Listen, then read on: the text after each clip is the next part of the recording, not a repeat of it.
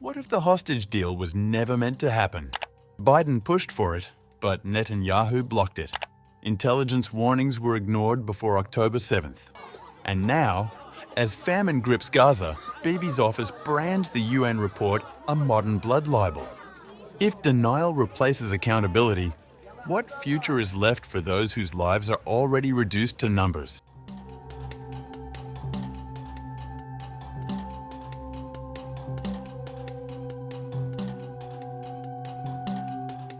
A revealing expose aired on Israeli television this week has pulled back the curtain on the Biden administration's frustrations with Prime Minister Benjamin Netanyahu during ceasefire negotiations. Former State Department spokesperson Matthew Miller, speaking to Channel 13's Hamakor program, disclosed that the US repeatedly wanted to call out Netanyahu publicly for hampering hostage deals, but held back for strategic reasons. There were times that we very much wanted to go public and make clear that we thought the Prime Minister was being completely intransigent and making it tougher to get a deal. The decision to stay silent wasn't about protecting Netanyahu, but about protecting the negotiations themselves. Miller explained the administration's calculated restraint, saying they had observed a troubling pattern. But we discussed it amongst ourselves, and we made the decision that it wouldn't accomplish anything, because we had seen it in a number of cases.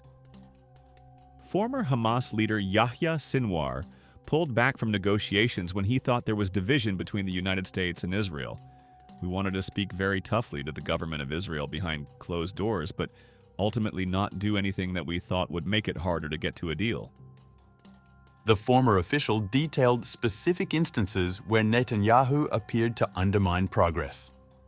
In April 2024, as Israel threatened to invade Rafah, the US was pushing a 6-week ceasefire proposal that could have prevented the operation. But in the middle of that proposal being submitted to Hamas, the Prime Minister publicly said that Israel was going to invade Rafah whether there was a ceasefire or not. You can imagine how much harder it made it to get a deal over the line, as it removed the chief motivation for Hamas to agree to a deal. Perhaps most significantly, Miller revealed how the Biden administration tried to lock Netanyahu into his own commitments. When the Prime Minister finally agreed to a comprehensive 3-phase hostage release proposal in May 2024, Biden decided to announce it publicly just hours later. We told the government of Israel only an hour or two before the speech because, frankly, we had spent the last few months seeing the government of Israel at times try and sabotage an approach to get to a ceasefire, and we were determined not to let that happen here. Miller explained that the goal was to box the Prime Minister in and make it very difficult for him to walk away from it. The most heartbreaking moment came when Miller discussed the deaths of 6 hostages, including American-Israeli Hirsch Goldberg Polin, who were executed by their captors in August 2024.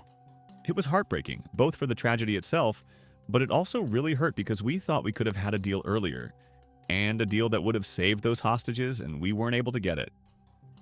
When asked directly whether the US wanted a hostage deal more than Israel, Miller responded simply, "I believe that is true."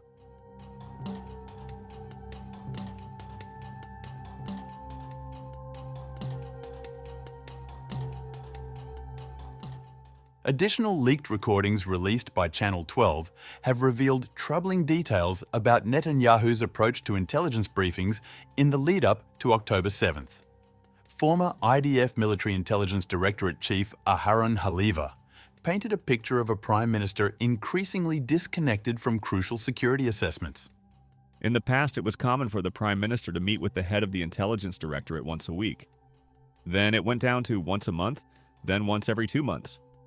By the end, meetings were only once every 6 months.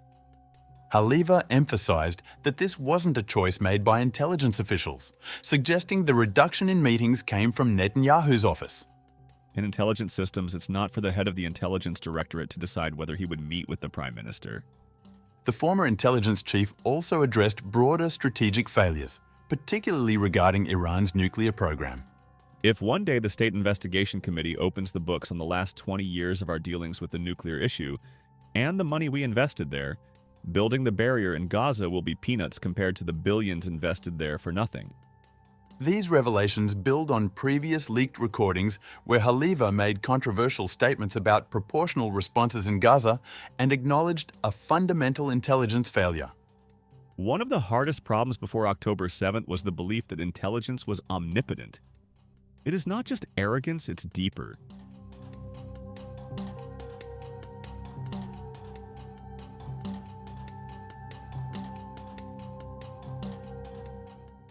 The United Nations officially declared famine in parts of northern Gaza, estimating that 514,000 people are experiencing famine conditions, with that number expected to rise to 641,000 by September's end.